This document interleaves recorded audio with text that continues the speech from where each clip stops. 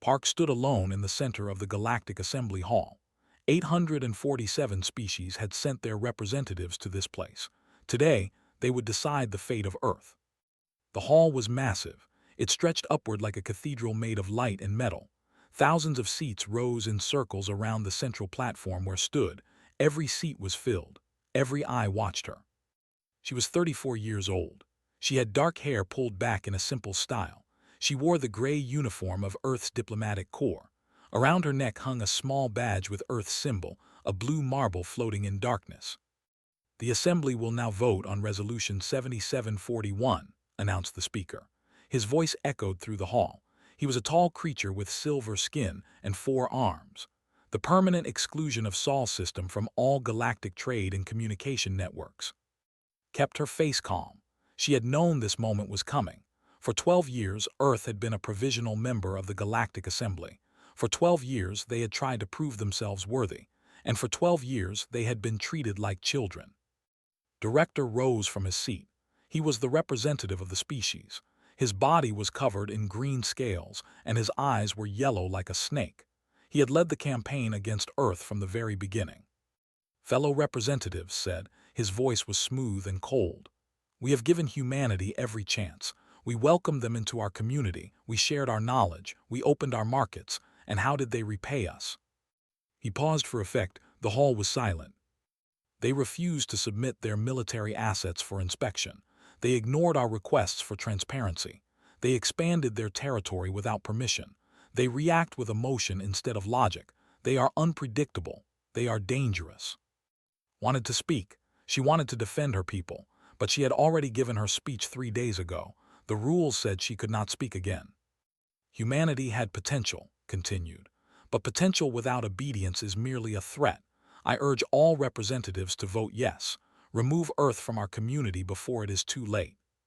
He sat down. The hall buzzed with quiet conversations. Senator Gray stood next.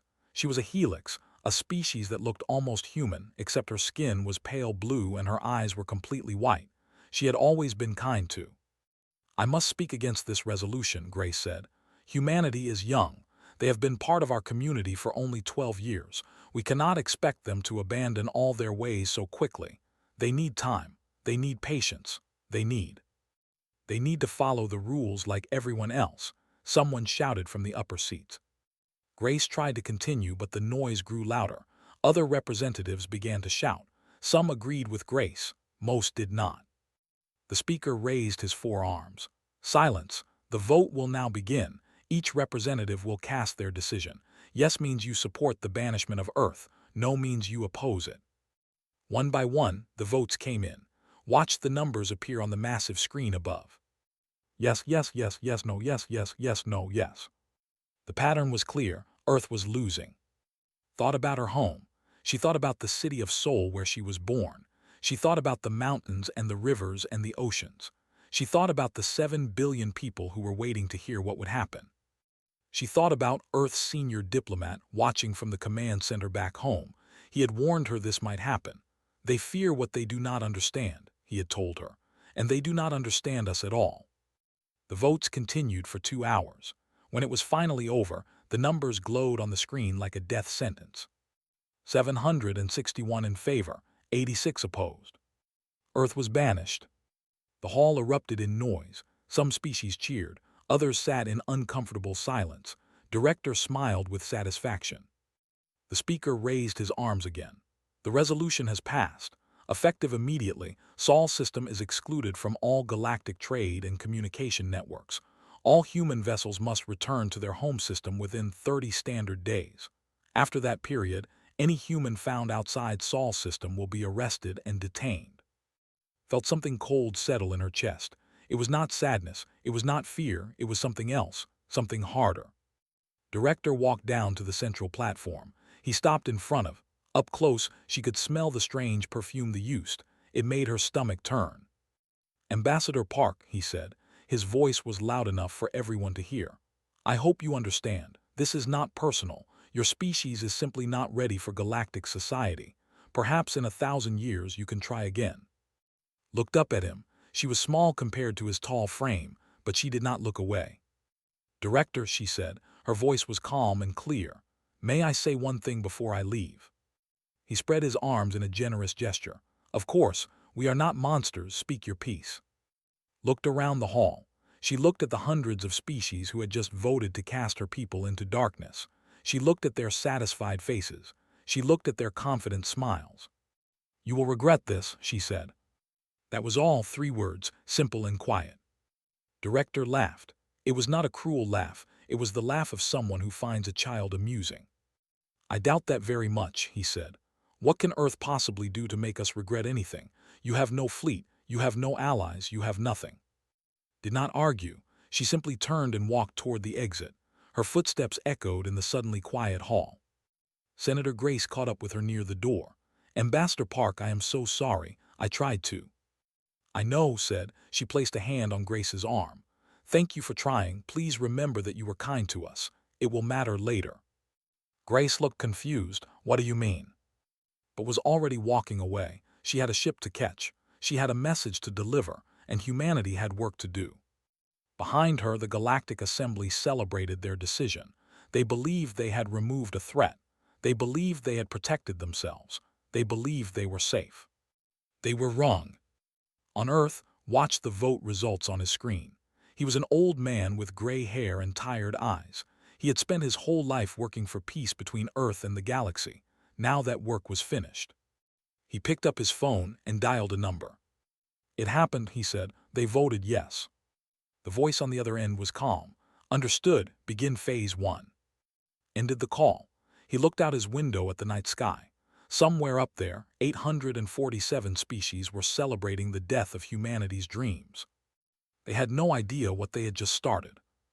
3 months had passed since the vote. Earth was alone. The galactic communication networks had gone dark. No signals came in. No signals went out.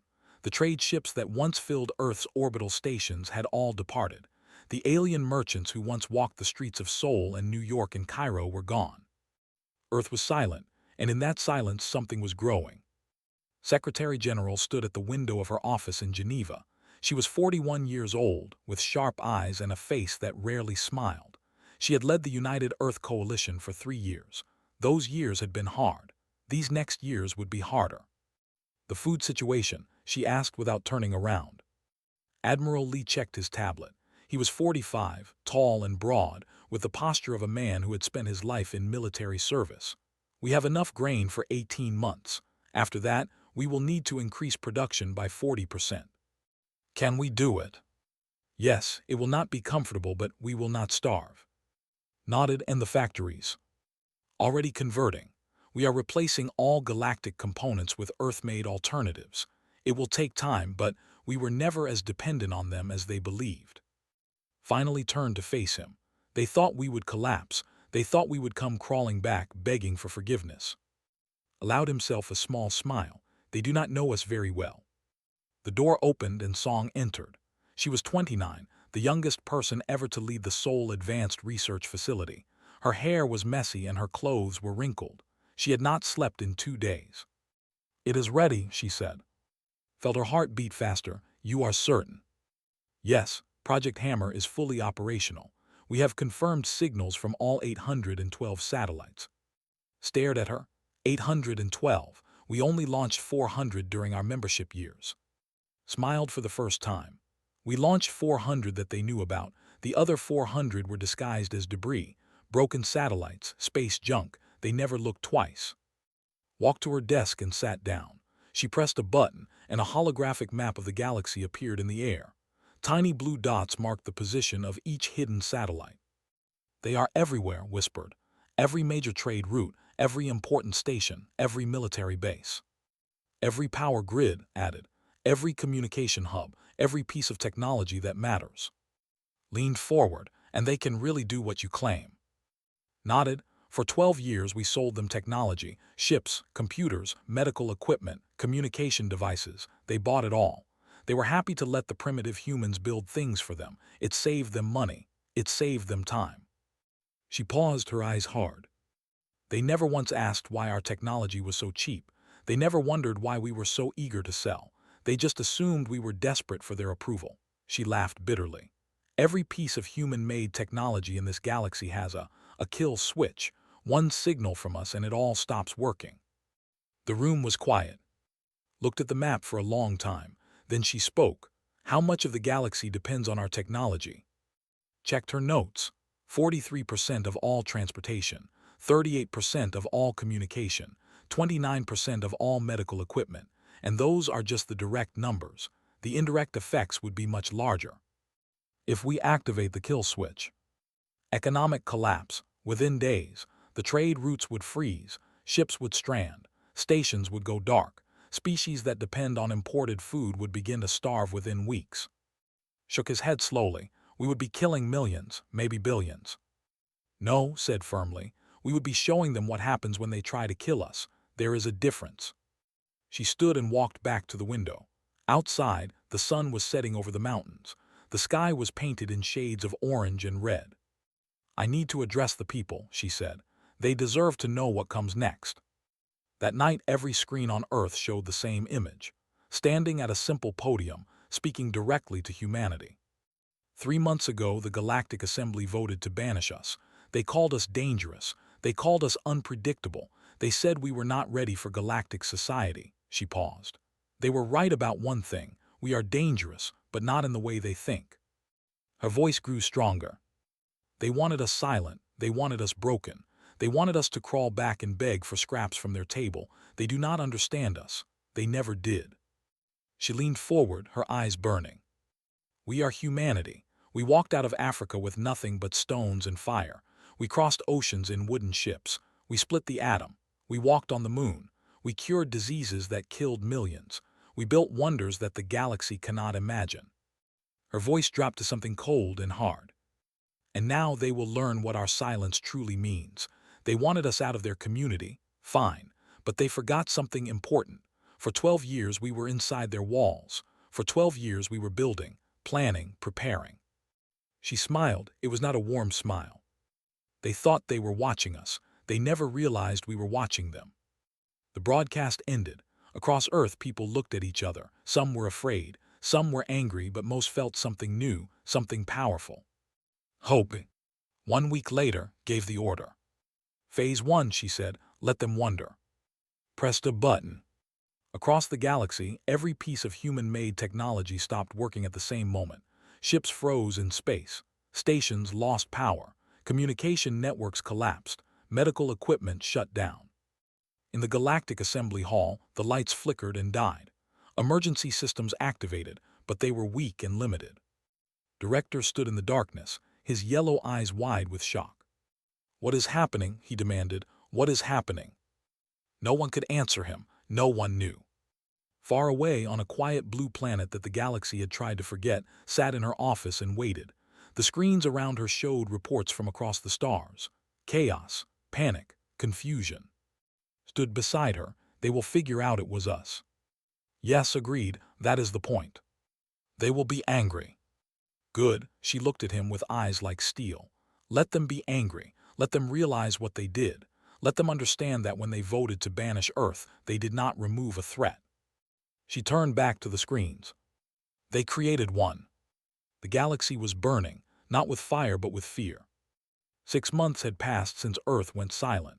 6 months since every piece of human technology stopped working. And in those 6 months, the great galactic civilization had begun to fall apart. Director stood in the emergency chamber of the Galactic Assembly.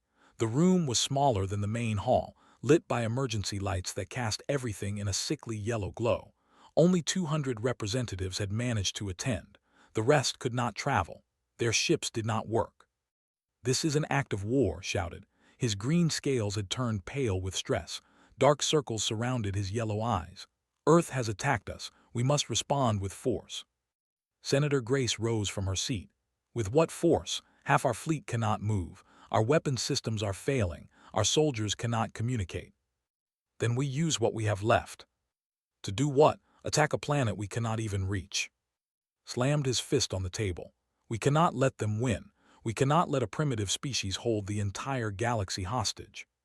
Perhaps, Grace said quietly, we should not have banished them in the first place. The room erupted in angry shouts. Representatives blamed each other. They blamed Earth. They blamed everyone except themselves, tried to restore order, but no one was listening. Then every screen in the room flickered to life. A face appeared, human, female, young. It was Park, the ambassador they had dismissed 6 months ago. She looked different now. Her eyes were harder, her voice was colder. "Good morning," she said. "I hope I am not interrupting anything important." Stared at the screen. "How are you doing this? Our communication systems are." "Your communication systems are working exactly as we designed them to work," said. "They respond to us. They have always responded to us. You just never noticed." Grace stepped forward. "Ambassador Park, please, we can negotiate, we can." "Negotiate?" laughed softly. "You voted to banish us, Senator. You voted to cut us off from all trade and communication.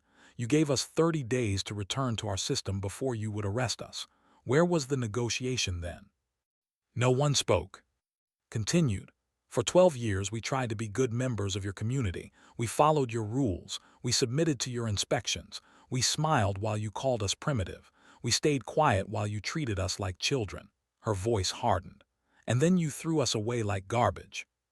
Found his voice. "We had reasons. Your species is violent, emotional, dangerous." "Yes," agreed.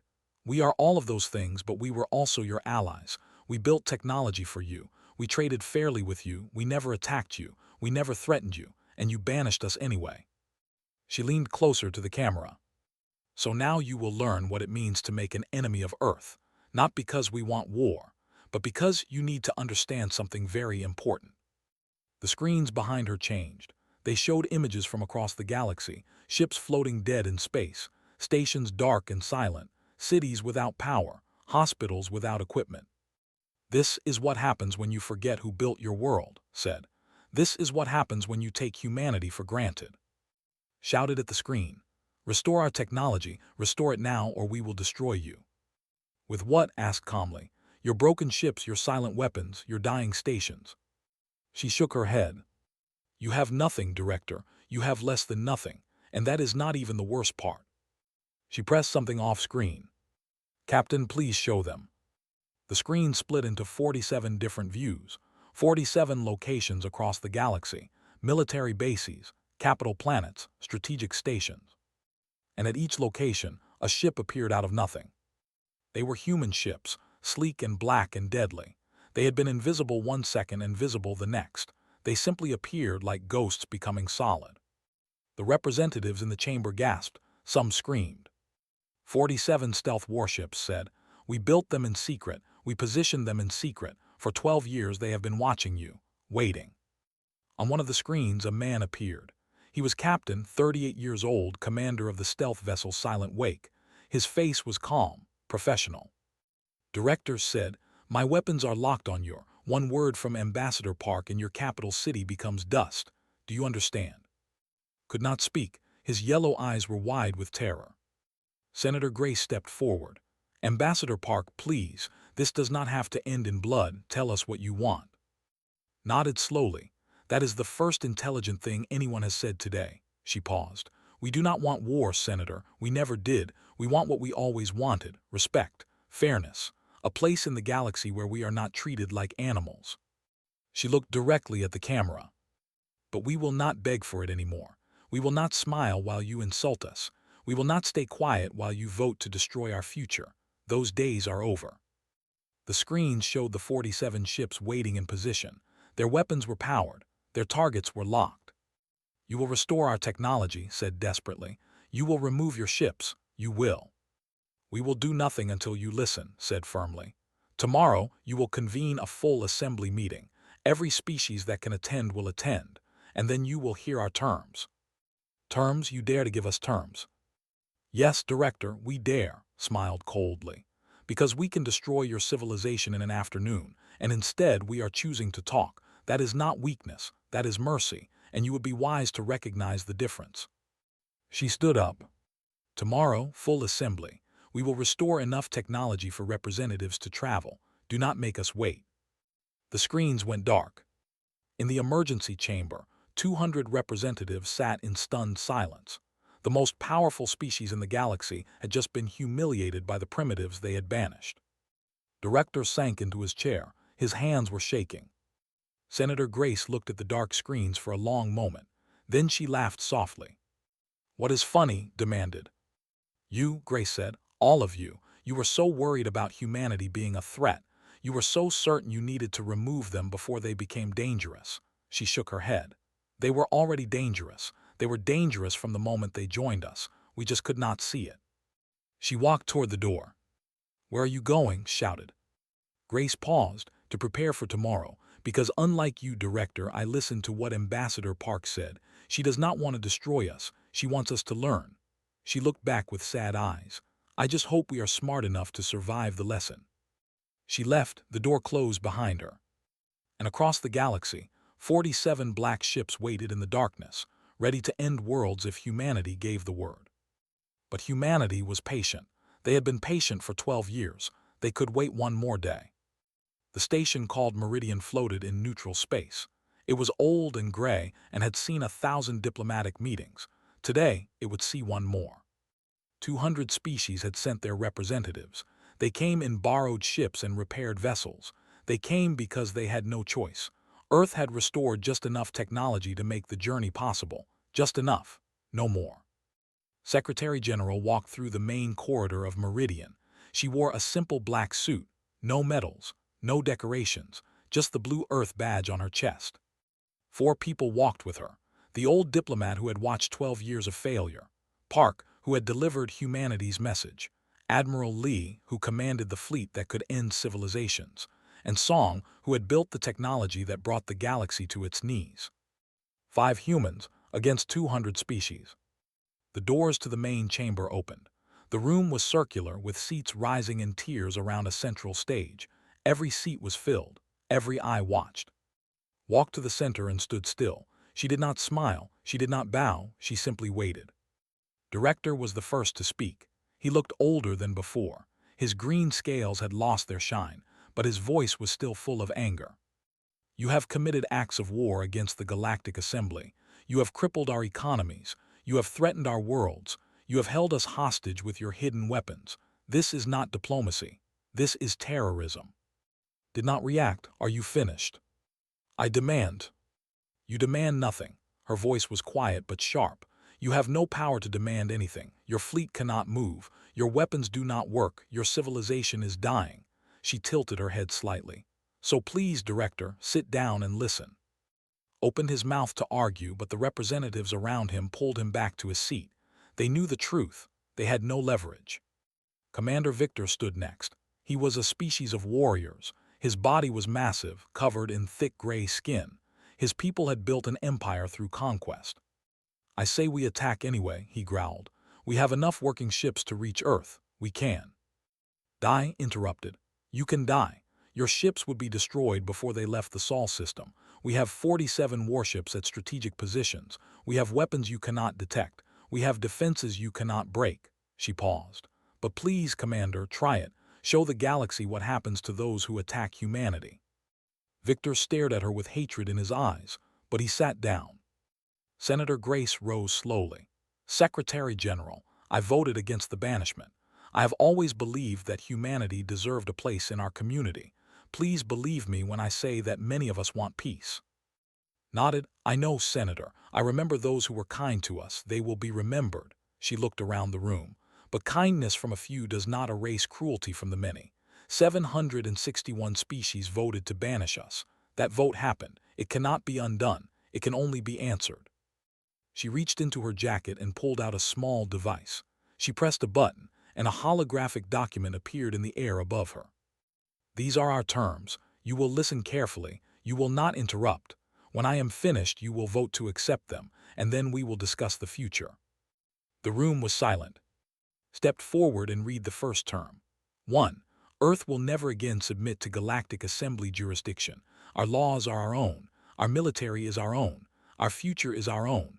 No Assembly resolution will ever apply to Sol system without our explicit consent. Murmurs spread through the chamber, but no one spoke. Read the second term. 2. Any act of aggression against Sol system will result in immediate and total technological shutdown across the aggressor's territory. This is not a threat. This is a promise. Attack us, and your civilization ends.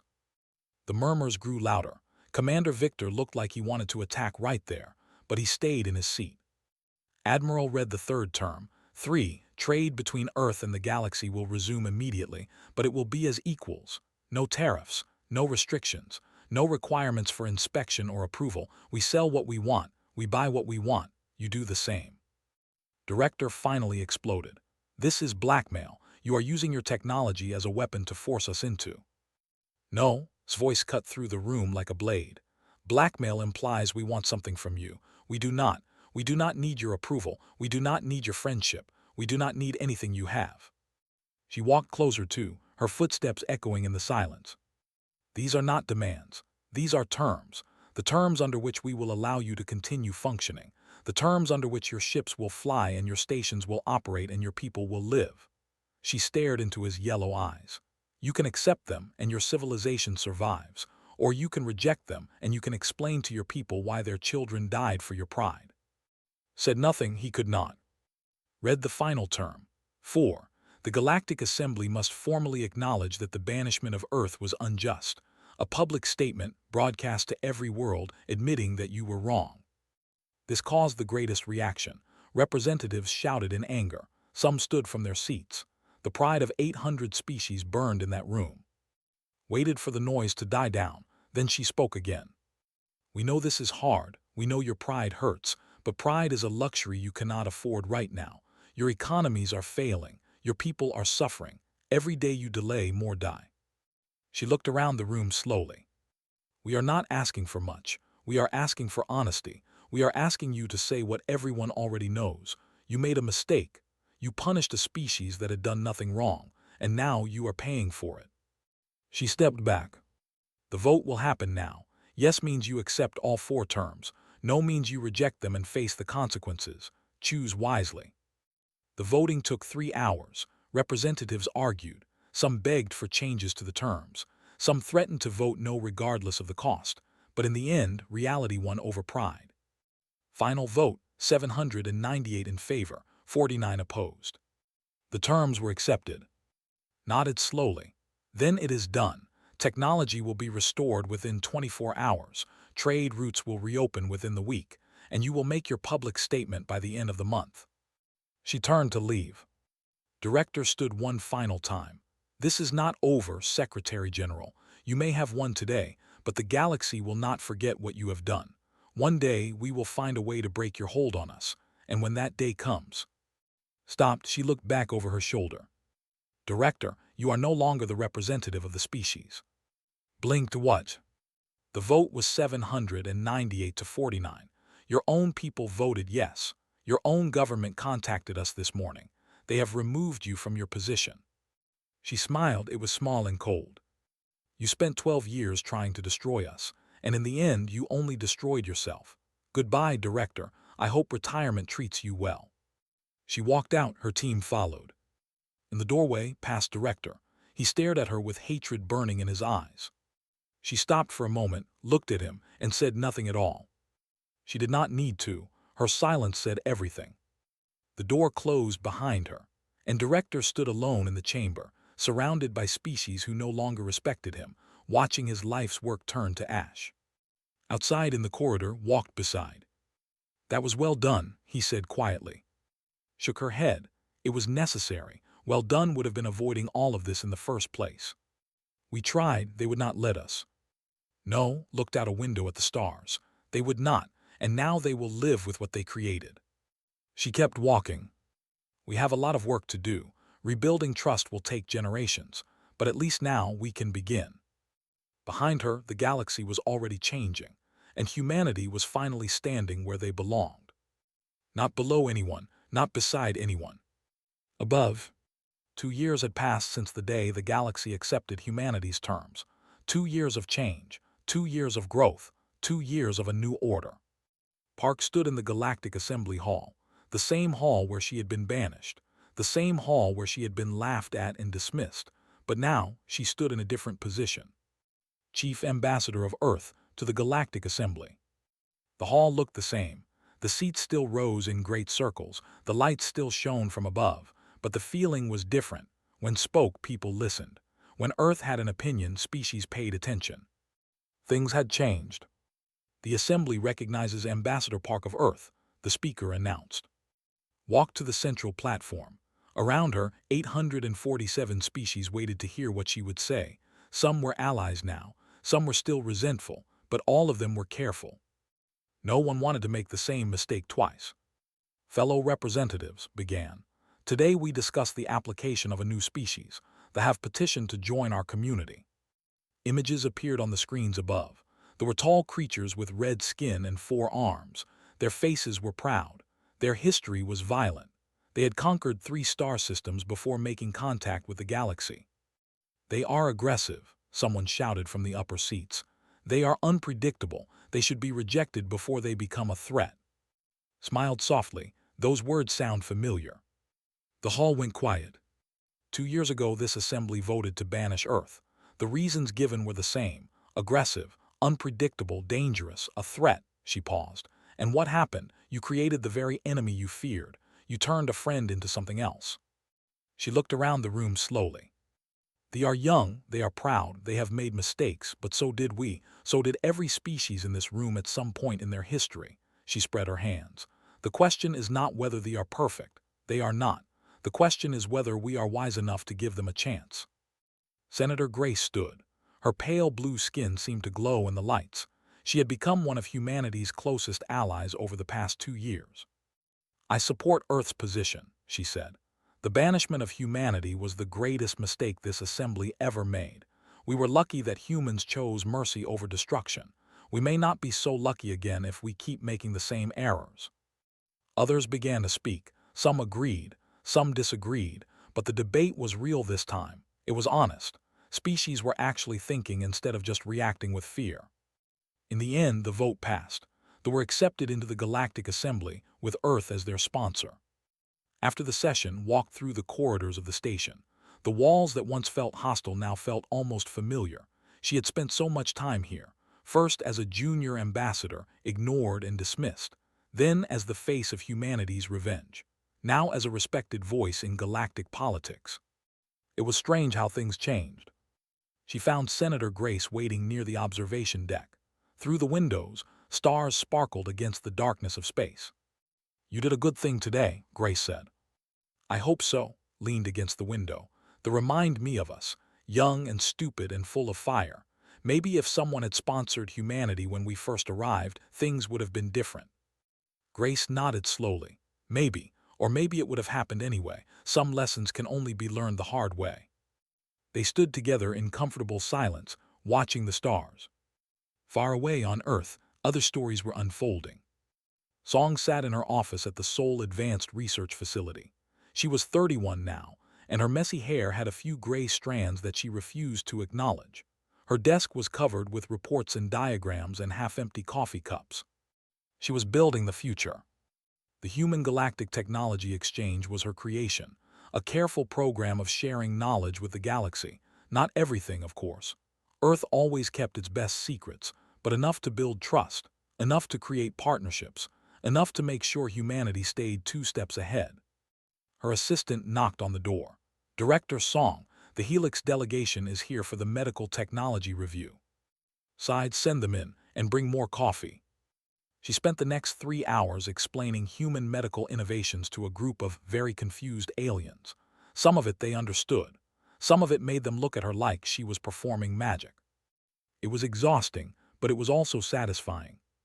This was how you built a future, not with threats and weapons, with knowledge and patience and the slow work of making enemies into partners. On the other side of Earth, in the coastal city of, a different kind of moment was happening. Sat on her balcony, watching the sunset paint the ocean in shades of gold and red. She was 43 now, and she was no longer Secretary General.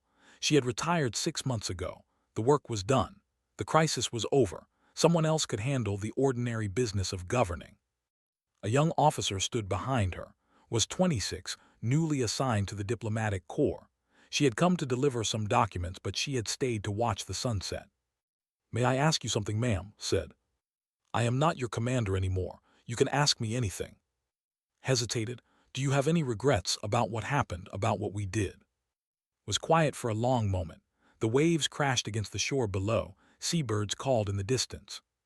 "Minnie," she finally said, "I regret that it was necessary. I regret that we had to become hard to survive. I regret every life that was lost because the galaxy could not accept us as we were." She turned to face the young woman. "But I do not regret winning. I do not regret protecting our people. I do not regret showing the galaxy that humanity is not something to be dismissed or controlled or cast aside." She smiled. It was a tired smile, but a real one. "They tried to make us small. They tried to make us afraid. They tried to teach us that we were less than them, and instead they reminded us who we are." "And who are we?" Turned back to the sunset. The last light was fading now, and the first stars were appearing in the darkening sky. "We are humanity. We do not beg, we do not kneel, we do not break." She paused. "And when the galaxy forgot that, we made them remember." Nodded slowly. She did not fully understand yet. She was young. She had not lived through the dark years, but she would learn. They all would. That was the nature of history. Each generation learned from the one before. The stars grew brighter as darkness fell. Somewhere up there, 847 species were going about their lives, trading, building, growing, and remembering. Remembering that there was a small blue planet that had refused to die, a species that had been pushed down and had risen up stronger, a people who had been told they did not belong and had made their own place in the universe. Earth was no longer a provisional member. Earth was no longer a threat to be managed. Earth was a power, a voice, a force that the galaxy could not ignore. And this was only the beginning. Closed her eyes and let the sea breeze wash over her. Her work was done. The future belonged to the young ones now, to and her generation, to the children who would grow up in a galaxy that respected them. It had cost so much to get here, so much pain, so much sacrifice, so much hard truth. But it was worth it. Every moment of it was worth it. Because humanity had not just survived. Humanity had not just won. Humanity had become something new, something stronger, something that would never again be vulnerable to the fear and prejudice of others. The last light faded, the stars shone bright, and on a quiet balcony an old warrior watched the sky and smiled. The galaxy had made a mistake when they banished Earth. But in the end, humanity thanked them for it. Because without that mistake, without that pain, without that fire, humanity might never have discovered just how strong they really were.